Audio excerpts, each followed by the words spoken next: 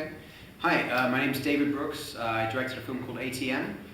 Comes out this Friday, and April 6th, I should say. And yeah, I think first question there was to do with sort of how this, I guess, places within the genre. And so I guess for me, this film was really always conceived as more of a thriller than a sort of a straight horror, and it has, I guess, these kind of psychological elements rather than the more, I guess, we try to be more make the violent kind of moments very impactful, but keep them short and use them kind of strategically throughout. So I think those moments hopefully are, as I say, more impactful as a function of kind of when they're used. And so for me, really, the film is sort of about the journey that these three characters are going on in this very intimate and I guess unique situation when they're trapped inside the ATM booth. Okay. Yeah, I think that the thing about the ATM kind of conceit is that what makes it interesting to people is that it is very relatable. In other words, we all visit the ATM, and I think there's something sort of an inherent quality to that fear of, will, as you're taking money out late at night, will someone maybe walk up behind you, or even just when you're walking down the street and you see a stranger who looks a little bit off, and there's sort of a fear there that I think we try to play into with ATM to make it feel, I guess, organic and build upon that tension, if that makes sense.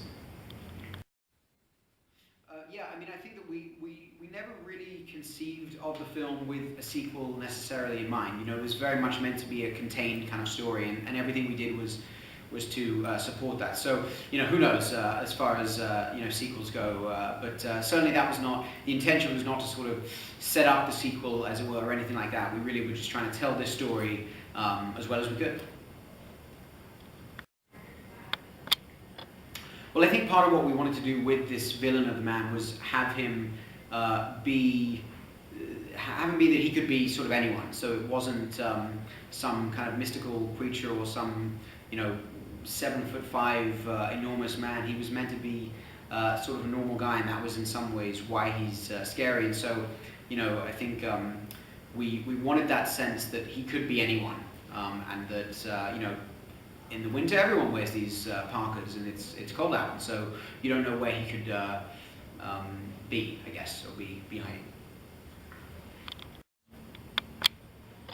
Yeah, so I think with a film as contained as this, you have to try and sort of find ways to hopefully keep it fresh and interesting visually. And what we tried to do was give it a scope beyond stuck in this tiny space. So that was really our goal, and we tried to make that interesting. And even though we're stuck in this ATM, which we did construct as a set ultimately, these things do exist, these vestibules, not here in sunny California, but where it's colder.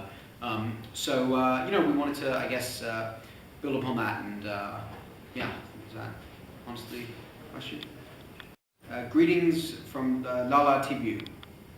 Don't forget to visit us online at galatv.com and like our YouTube page.